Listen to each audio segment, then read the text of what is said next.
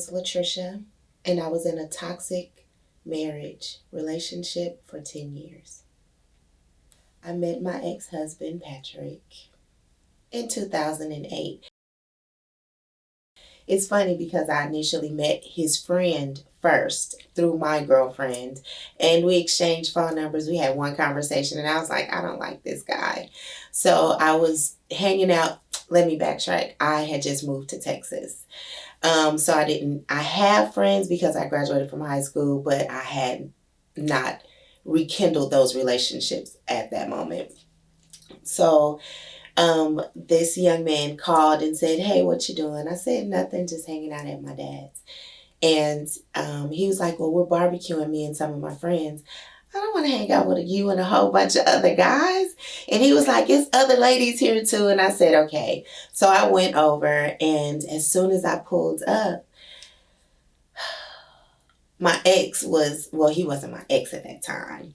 He was sitting there on the back of a pickup truck, swinging his legs, and had this big old Kool-Aid smile on his face. So I'm looking like, what is this guy grinning at? And I parked my car and got out, and I got a chair because we were all just sitting out like in the driveway. And at the time, there was a very popular rap song out. And he started to kind of sing that song. Instead of just talking to me, he kind of just sang what he was feeling at that time. And so I had mentioned that I needed to get my car washed. And he said, "I'll take you to get your car washed." "Excuse me, I don't know you, sir. I just I just barely met your friend, so I know I'm not going anywhere with you." So we sat there and continued to talk. He was really funny. And then I mentioned again, "Man, I need my car washed." He said, "I said I'll take you to get your car washed, and I'll even pay for it." I was like, "Okay, okay then. You don't have to tell me twice." So we get in my car and we go to the car wash. And as the car is being washed, we were kind of close to each other, looking eye to eye. And then that's when we shared our first kiss, maybe 2 hours after we met. I have always been a strong woman. I've always known what I wanted, and I've always wanted to be a good woman to a good man. And if I knew then what I know now, when you meet someone, including me, well, I try not to do this, you meet a representative of who they are. You don't meet them. They're not transparent enough to show you them because maybe they have flaws or characteristics, character flaws that they are not ready to show you. They kind of want to butter you up a little bit and then kind of just lay it all on you at one time when your head is spinning. So that's what happened to me. My ex was charming. He was funny, extremely attractive, chocolate muscles, but he had some character flaws, some deep, deep rooted character flaws. We were not raised the same. And by that I mean, I went to church faithfully. We prayed, my family prayed. The women and the men, the couples that were married in my family were married for long periods of time. I never saw a lot of abuse outside of my father. That's a whole nother story. So I knew what it looked like for a man to take care of a woman and for a woman to take care of the man in the household. Well, my ex, his upbringing was totally opposite. He tells people he was a bachelor at the age of 14. But his mom just never stayed at home. She was always at her boyfriend's house. So when you think about it with common sense, that's not a bachelor. That's being neglected. Okay, so that's character flaw number one that I saw. Number two, he unfortunately abused alcohol and drugs. I didn't really know about the drugs until after I was in. I initially thought he was cheating on me with another woman because of the behavior, the leaving and staying gone for days, the coming in at all hours of the night, the mood swings, all of those things, starting an argument for no reason. I had never been involved with a drug abuser. I have drug abusers in my family, but there are certain things as a child you just don't see. But as an adult, you are not immune to them. So, he was cheating a lot with a lot of women from his past. He was here from Texas and I was not. So he had a lot of roots here.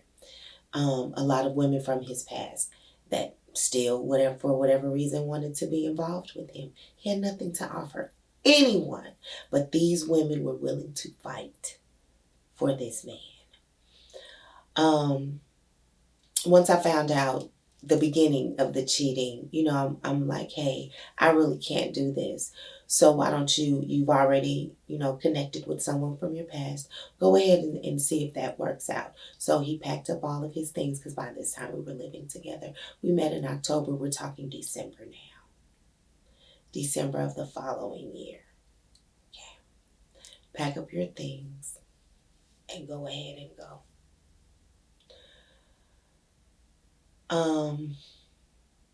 That New Year's of 2010, because we met in 2008, I wasn't feeling well. We had just broken up, and I figured that was what was wrong with me. I was sick. And maybe the 4th of January, he called. Maybe it was the 7th. He called and said, can I take you to lunch? No. Please, I just want to talk to you. No. Because now at this point, I'm standing my ground. At least this was the first time I tried. No. Okay, if I talk to you, go out to lunch with you, talk to you, will you leave me alone? He said, yes, I promise. So we go to lunch. He's talking. I'm not listening. I just want it to be over with. On my way back to work, he asked me, had I gotten my cycle? I said no. Now, on the 4th of January, I had taken a pregnancy test because I was feeling that funny. It came back negative. I was cool, so I didn't have anything to worry about, right? Well, then he asked on the 7th, had you gotten your cycle? No. He was like, well, can you do me one last favor? And I promise after this, I'll leave you alone. What is it? Can you take a pregnancy test? Sure. Why? Because I knew on the 4th, 3 days ago, it was negative, right? Right. Sure, no problem. We go to the drugstore, get the pregnancy test, go back to work. He goes back home. I go in the bathroom, me and a coworker. She's talking, and I'm peeing on a stick. Before I could finish and give the test time to process, it was already positive. So now I'm pregnant.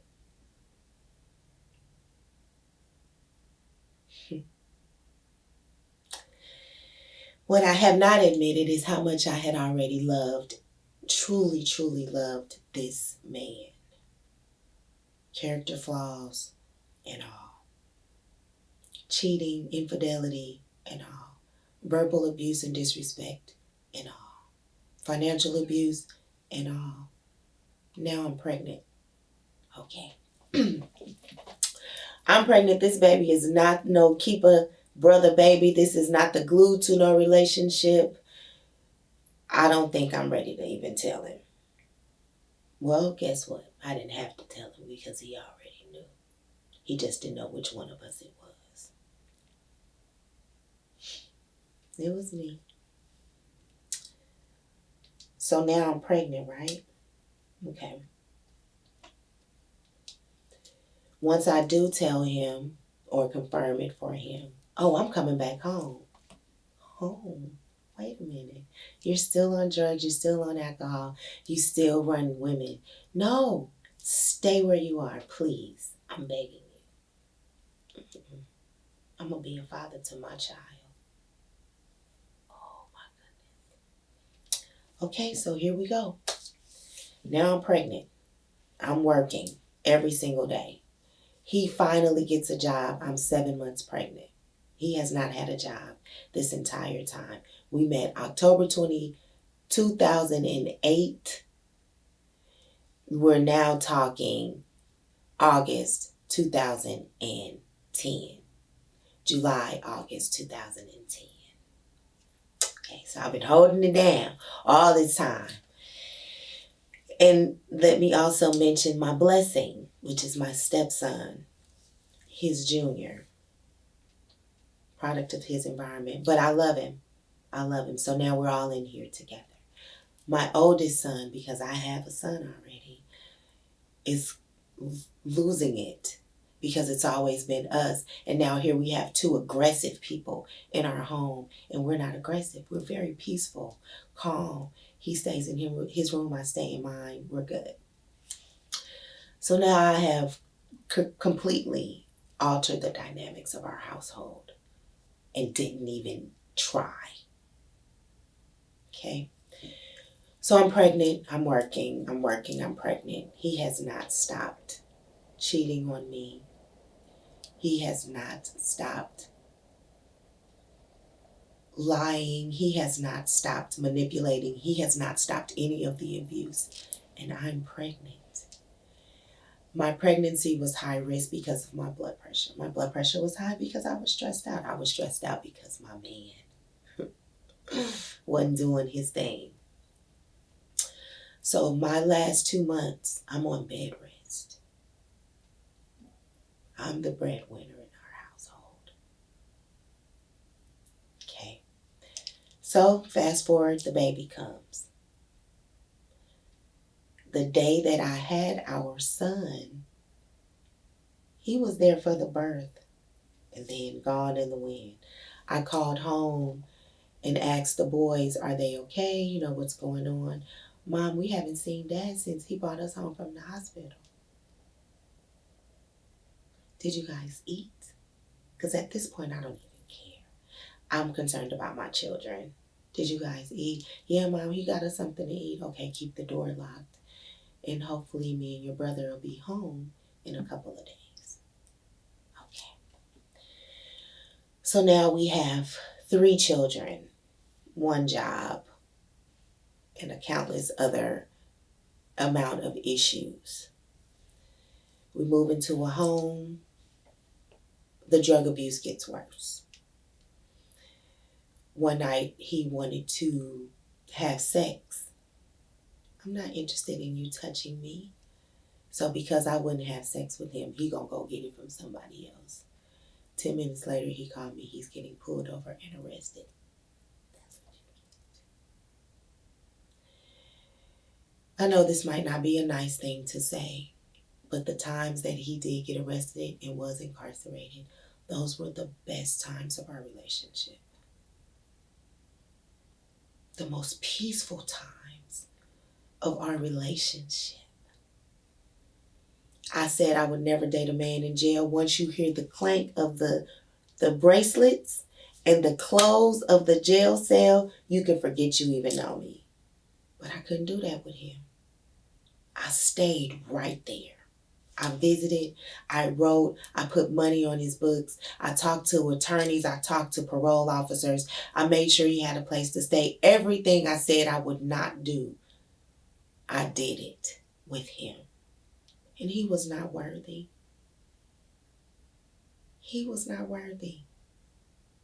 But I was in it already. Before I even knew it, I was in it. Taking my car, having women in my car. I've had women quote me my address as though they were a bill collector. Oh yeah, he told me that he hit something on the freeway. That's what happened to his side mirror. Me and our 2-month-old baby was on the freeway on our way to my dad's house, and somebody hit something on the freeway and it ricocheted into the car and hit the mirror. And when I told him about it, you know what his words were to me? So you just gonna tear the car up, huh? Not, are you and our son okay? Did you get the license plate? Did you see the person? Are you pull over? Just relax. It's gonna be okay. It ain't nothing but a mirror. We can replace it. I didn't do anything to deserve him. Nothing. 5 months pregnant. We went to a fight party. On our way home, he's sloppy drunk. So, of course, I'm driving because I'm 5 months pregnant. And you know how when you're driving down the street and cars can be next to you, but if you speed up, they speed up, you slow down, they slow down, then we have a problem. So there was a car right next to me doing that. And I'm trying to wake him up, going, hey, this car is following us. I've turned corners, I've tried to get away. This car is following us. He leans up, it's one of his women.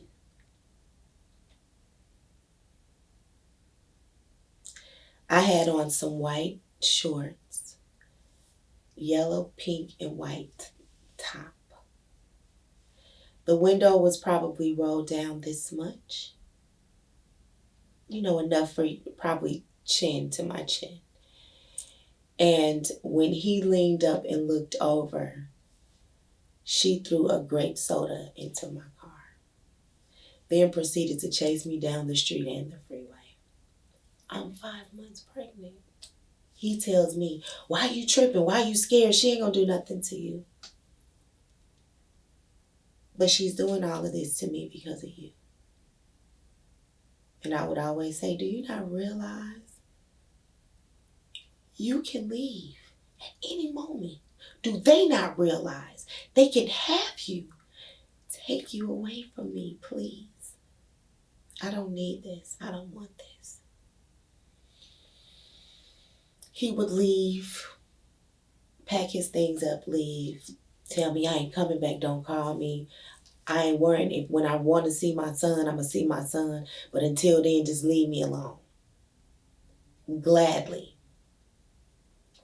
And after 2 or 3 days, when he's mad at her or whoever he's with, he waits until I'm at work. The boys come home from school. He knocks on the door. I never involved our children with our situations. They knew Daddy wasn't there. They knew they hadn't seen him in a couple of days. But I never involved. If your daddy knock on this door, don't you open this door. I didn't involve my children because I never knew what kind of mood he would be in. So, of course, when he knocked, they'd open. He'd come in, take a shower, eat something. So when I walked through the door, he's sitting on the couch all fresh and clean, smiling. Hey, babe, come here. I'm sorry. Can I talk to you? He would give me like that the first couple of times because I thought he was sincere, that he really was sorry about what he did to me. But by the 257th time, I knew he was lying. I'm not the type of person that likes to move from place to place. But I knew at some point I was going to have to go into hiding. I was not going to be able to keep that bridge of communication open so that my son can have a relationship with his father, in spite of me not having a relationship with his father. My oldest son has a wonderful, well, it's wonderful now, relationship with his father because I did the best that I could and he was in a whole nother state. So I never had a child to have a man. I only had a child because of a man. So I finally made the decision that I'm just going to have to go into hiding. So for 6 months, he didn't know where we were living, but I knew where he worked. So I made sure I take the baby up there. I drove around with divorce papers for 2 years. Showed it to him. I'm going to file if you don't get it together. You have to prove to me that you're a better man. You are the man for me and our children. If you let me come home, nope. You don't get to come home and get yourself together. You come home with yourself already together. So he just wouldn't do it. So one day my baby came home from spending time with his dad because at some point I would let him go. I'd take him to his mother's house, his grandmother's house, and say, hey, pick him up, drop him back off. I'll go pick him up from up there. My baby came home and was in the bathtub and said, Mommy, guess what? I have a little brother.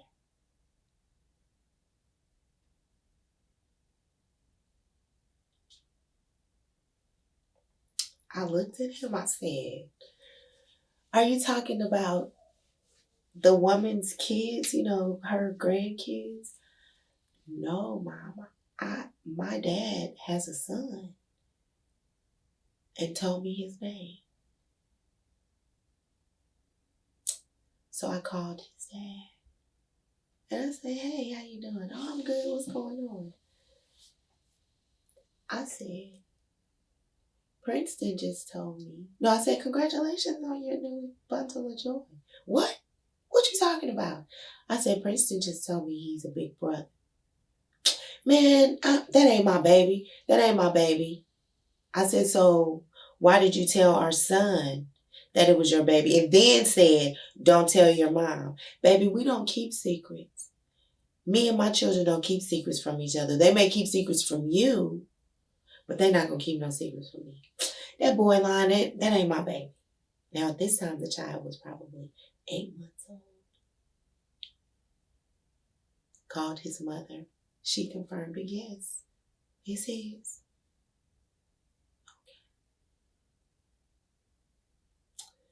Every chance he would get, he would be in an inebriated state. And I would get bombarded with text messages. F you, you B, you a H, I can't stand you. I mean, out of nowhere. I'm good, I ain't no bum, I'ma be all right, I don't need you. Out of nowhere. And the more I began to find myself and rebuild myself, those text messages would chip away little bitty pieces. Because I wasn't expecting to read that, and once you've read it, it's in your spirit. Why are you doing me like this? And I did nothing but love you. Women would call my house. Say, bitch, put our husband on the phone. You mean to tell me you don't have enough respect for me as your wife? We're not playing house. I have papers on you. Something happens to you, they're not going to talk to your mama. They're coming to me because I'm your wife.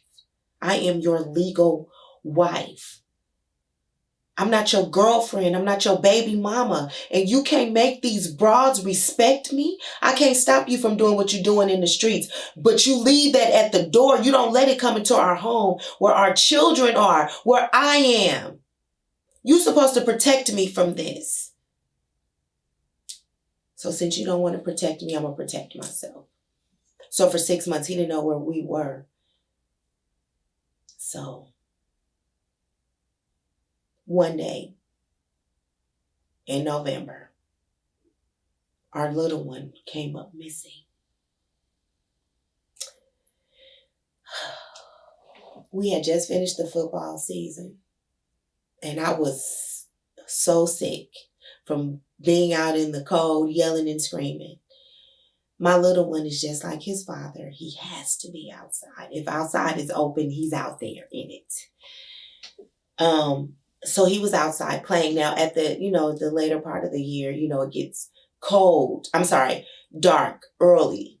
So the rule is once it gets dark, you come in the house. The rule is also don't go into anybody's house. Why? Because you can't see when it gets dark. And we don't know what's going on in people's homes. I need to be able to put my hand on you at any given moment. So this particular day, the baby was running in and out. And I really couldn't yell to him because I was hoarse. So about 5 o'clock, he came in and I was trying to tell him, make sure you come back in the house, but I couldn't get it out. The door closed, blam. I laid there until about 7. And I said, let me get up and, try to fix the boys some dinner. And I knew at that time the baby should be coming in because it's 7 o'clock, it's dark, okay? So I start, preparing dinner, and about 15 minutes in, I asked my oldest, hey, you seen your brother? No, Mom, I haven't seen my brother. Okay. So I go back in, cook a little more, 15 minutes. Hey, go out there and tell your brother get in the car, because the rule is I hit the panic button on the car alarm and it signals him to bat signal. Come on in, baby. It's time. Well, we had done that at least 4 times. No Princeton. My oldest goes outside First time he walks around, he goes where he thinks he hears kids. No, Princeton. He comes back in. Mom, I'm going to change my shoes. He had on slides. He put on his tennis shoes. Goes back out. 10 minutes later, calls me, Mom, I cannot find him. I was like, okay, I'm calling the police right now. Called the police, and now I'm getting hoarser because I'm fighting back tears and panic. Tell them what happened. My 6-year-old, he was 6-year-old is missing. This was the last time I laid eyes on him. This is what he had on. This is his name. Within 10 minutes, it was 5 officers at my home. I reached out to my church family. I reached out to my Facebook friends. By maybe 20, 30 minutes, it was 40 people at my home. And we are frantically looking for my baby. I had to call his father. That's how his father got my address.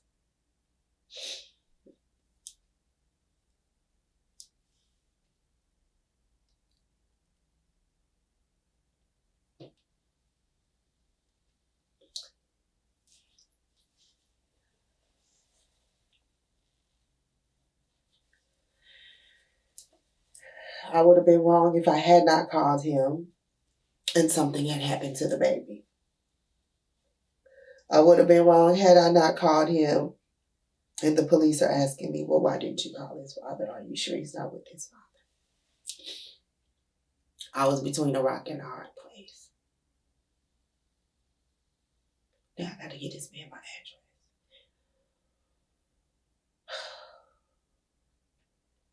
Give him my address, and I'm just praying the whole time, Lord, just let whatever this situation is, let it be okay. Let my baby be all right. And don't let this man start wreaking havoc in my life all over again, because I've been doing so good. Well, praise report, we found Princeton. He was inside of one of his friends' homes and didn't realize that it was dark outside. They were playing video games. And because they were literally knocking door to door, and it was at least a 400-unit complex. I knew he was with a little boy named Christian. They found Christian. Are you Christian? Yes. And Princeton comes around the corner. Are you Princeton? Yes. And immediately when he looked outside and saw how dark it was and saw it was the police, he knew then. He just immediately started crying. She said, it's okay, but your mom and everybody is worried about you. Come on, let's go home. So they called. We found the baby. Everybody is praising and crying and running and happy and joyful. He comes in the house. He locks eyes with me, and he just immediately, falls into my arms. He's crying. When I placed the call to his father, when I told him what was going on, he immediately started crying. Why are you not watching him? Why are you? Don't do that. Don't do that. So now he has my address. It's getting close to Christmas. I want to come see you. I want to spend time with my family for Christmas. No, Jesus, please, Lord. Because prior to this last move, I had moved to a place and waited 3 months, and they gave him the address. He came over a couple of times, looked me in my eyes and said, I promise I'll be a better man. I promise I'll give you everything that you need. I won't do anything. I won't hurt you anymore. And I said, okay. 2 days later, he was already packed up and gone again. So needless to say, around Christmas time, I was at work and he told me he was going to go hang out with the boys for a little while in this previous place, not the current. And I said, oh, okay, no problem. When we got to the house, knocking on the door, ringing the doorbell, knocking on the door, ringing the doorbell, no answer. The boys had walked around the corner to Albertsons.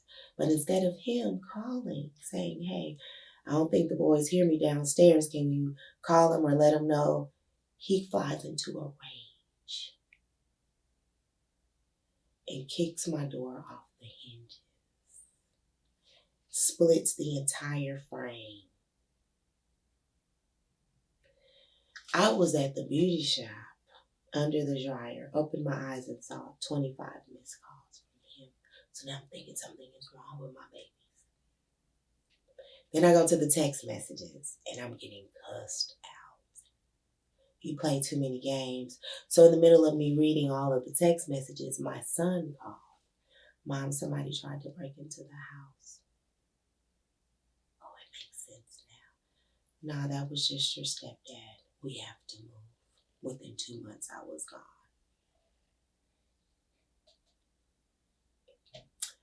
During the entire time of me being with my ex, the only way I could protect my children is by sending them to church. My church family knew my children before they even knew me. I couldn't do anything myself because I was doing all that I could to hold myself together, to hold myself up. So I sent them to church and asked the Lord to protect them. And then once I was able to no longer be ashamed, to no longer feel worthless, to no longer feel like I have fallen so far from God's grace that he ain't gonna love me no more. He ain't gonna want me no more. I bought this on myself. Clearly I deserve this. That's why I've been in for 10 years. I made it to church. I fell at the altar. My church family embraced me. They didn't shame me. They didn't make me feel bad. They loved on my children and not even realizing that I couldn't love on them no more than I was. And that was running on empty. And they loved on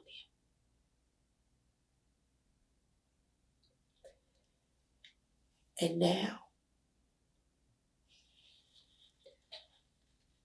when he calls me, I can talk to him. Don't call me baby. My name is Latricia. Don't call me wife, because I'm not your wife no more. And that was the main reason why I wanted to get a divorce, because he kept holding that over my head. You my wife. You know what the Bible says. Your wife is supposed to be with her husband. You not doing what the Bible says, and you supposed to be a Christian. So now you're using my faith against me. So now I'm feeling convicted. Okay, well, Lord, yeah, I am his wife. I did stand before you and say through sickness and through health, through rich or for poor. I did say that. But why am I feeling like I'm the only one that said that? We going through all of this because of you.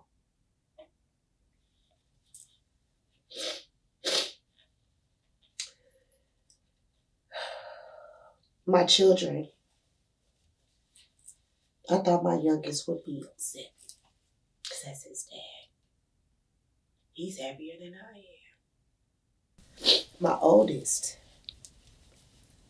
when I told him one day, you know, I'm really reconsidering getting back with my ex.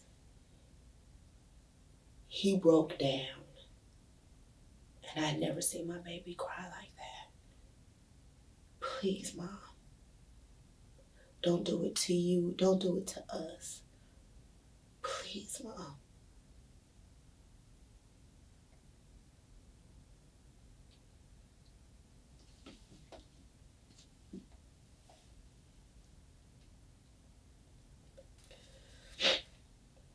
And at any moment to feel like I have put someone over my child. I have failed as a mother. Because that's not his father. I allowed a man to be around me and my children and showing them how to treat a woman in all the wrong ways.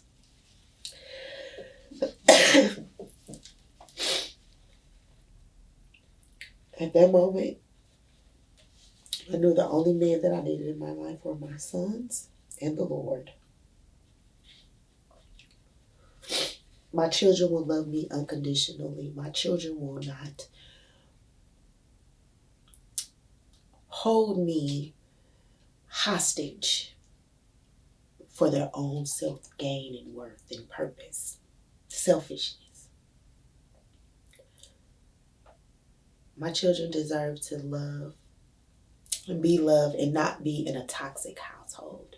I did get out. I didn't. I thought I was going to be in that thing for the rest of my life. And when you pray without ceasing and you trust that God will deliver you, and you have to trust the process, I had to go through that. I had to go through that in order to see what my worth really was. To really know the difference between a good man and one who's pretending to be a good man. Because I'm not really in for a whole lot of talking now. It's action. So I want anyone, man or woman, who finds themselves in a situation where they are not being appreciated, they are not being treated right. And you know how being treated right is. You know what it is, how it feels, what it looks like. No one has the right to call you out of your name unless it's a term of endearment. Like honey, baby, sweetheart, my love, dear, Pookie, cupcake, or cuddles. No one has a right to make you feel bad because they feel bad. Hurt people hurt people. And I thought that I could love my hurt ex-spouse through all of his pain. And I didn't. His pain spilled in all over me. And it broke me down to a point where I didn't recognize myself. But I'm so thankful for God's grace and mercy and restoration, because he said, I will restore you. My name is Latricia, and I've been inspired to live again.